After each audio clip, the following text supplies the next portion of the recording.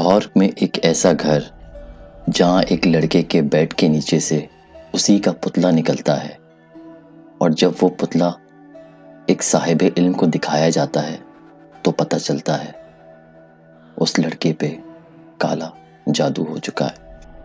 یہ کہانی ایمن کی ہے۔ ایمن جوائنٹ فیملی میں رہتی تھی۔ ان کے 2 بھائی، 3 بہنیں اور چچا اور ان کے بچے۔ جوائنٹ فیملی تھی اور تقریباً سب ایک ساتھ ہنسی خوشی رہتے تھے۔ اور پھر ایک دن ہمارے گھر کے پڑوس میں ایک نئے کرایہ دار رہنے کے لیے آئے۔ فیملی زیادہ بڑی نہیں تھی، بس 2 میاں بیوی اور ان کی بیٹی سارا تھی۔ سارا سے میری اچھی دوستی ہو گئی تھی اور میرا اور اس کا ایک دوسرے کے گھر آنا جانا بھی تھا۔ ہمارا کالج بھی ایک تھا اور وہ اکثر کچھ نہ کچھ ہمارے گھر میٹھا بنا کر لے کر آتی تھی، جسے میں اور میرے گھر والے خوشی خوشی کھایا کرتے تھے۔ ہمیں نہیں پتا تھا کہ آگے جا کے ہمارے ساتھ کیا ہونے والا ہے۔ میری امی کو اور میرے گھر والوں کو بھی سارا کافی پسند تھی۔ ایک دفعہ میری امی نے مجھ سے ذکر کیا کہ تم سارا سے بات کرو اپنے بھائی کے لیے۔ میں نے منع کر دیا۔ میں نے بولا نہیں، ابھی تو ہم ان کو اتنا جانتے بھی نہیں ہیں اور وہ ابھی آئے ہوئے کچھ مہینے ہی ہوئے ہیں، اور مجھے وہ لڑکی کچھ صحیح نہیں لگتی۔ دوست تو ہے میری۔ اسی طرح دن گزرتے رہے اور ایک دن میرے بھائی کے رشتے کے سلسلے میں کچھ لوگ آئے ہوئے تھے۔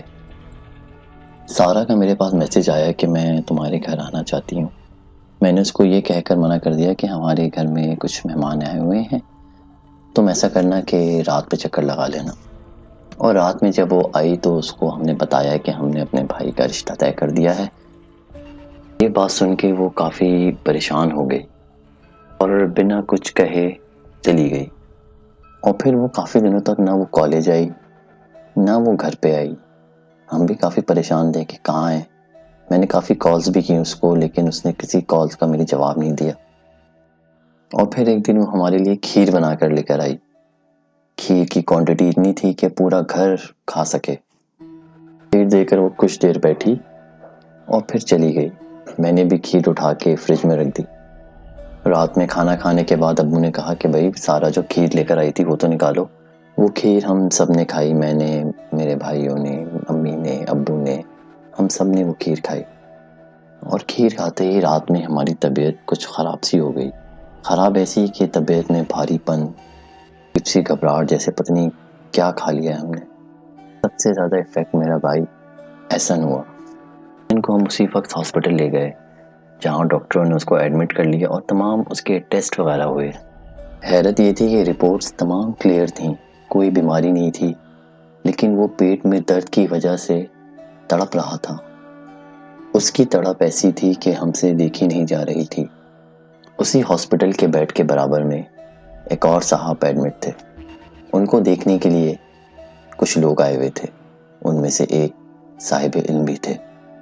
انہوں نے احسن کی حالت دیکھ کے فوراً اندازہ لگا لیا کہ اس کو کوئی بیماری نہیں ہے، بلکہ اس کے اوپر کالا جادو ہو چکا ہے۔ بہت پریشان ہو چکے تھے۔ کالا جادو ہمارے اوپر کون کر سکتا ہے؟ ہماری تو کسی سے کوئی ناراضگی، کوئی لڑائی جھگڑا، اس طرح کے معاملات بھی نہیں ہیں۔ ہم نے ان کی بات کو سیریسلی نہیں لیا۔ ہم نے بولا یہ شاید ایسی اپنی طرف سے کچھ نہ کچھ کہہ رہے ہیں، ایسا کچھ نہیں ہے۔ ہم نے سوچا کہ کچھ ٹائم علاج کروانے کے بعد بھائی کی طبیعت بہتر ہو جائے گی، لیکن ہاسپٹل والوں نے یہ کہہ کر ہاسپٹل سے چھٹی دے دی کہ ان کو کوئی بیماری نہیں ہے، ان کو بس تھوڑا سا ریسٹ کروائیں، انشاءاللہ بہتر ہو جائیں گے۔ اور اسی بیماری کی وجہ سے میرے بھائی کا رشتہ بھی ختم ہو چکا تھا اور اس کی جاب بھی جا چکی تھی۔ ہم بہت پریشان ہو گئے تھے۔ ہمارے گھر میں میرے بھائی کے ساتھ یہ واقعہ نہیں ہوا۔ میرے والد بھی بیمار رہنے لگے، امی بھی بیمار رہنے لگی، ہم تو گھر میں تقریباً ہر کوئی بیمار رہنے لگا۔ ہم نے دوبارہ اسی صاحب علم سے رابطہ کیا اور اپنے گھر کی ساری کہانی ان کو بتائی، اور پھر انہوں نے کہا کہ میں آپ کے گھر پہ آؤں گا اور آپ کے گھر کا معائنہ کروں گا۔ اور تقریباً اس دن جمعرات کا دن تھا، وہ ہمارے گھر پہ عصر کے ٹائم پہ آئے تھے۔ انہوں نے ہمارے تمام گھر والوں کو جمع کیا اور کچھ پڑھائی کرنا شروع کر دی۔ اور جب وہ پڑھائی کر رہے تھے تو اسی دوران سارا ہمارے گھر پہ آئی۔ اس نے دروازہ نوک کیا دروازے پہ دیکھا تو سارا آئی ہوئی تھی۔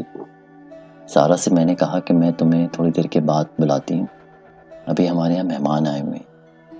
سمجھ چکی تھی کہ ہمارے یہاں صاحب علم موجود ہیں، کیونکہ اگربتی کی خوشبو آ رہی تھی اور وہ کچھ پریشان سی بھی ہو گئی تھی۔ راتے ہوئے کہا، ٹھیک ہے میں جا رہی ہوں، میں بعد میں آ جاؤں گی۔ جب میں اندر آئی تو ان صاحب علم نے مجھ سے کہا کہ دروازے پہ کون تھا۔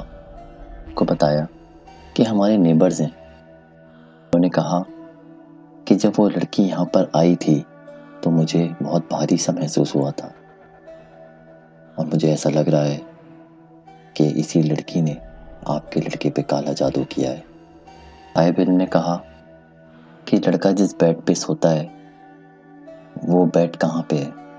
ہم نے احسن کا بیڈ روم دکھایا اور صاحب علم وہاں پہ گئے اور انہوں نے پورا بیڈ دیکھا۔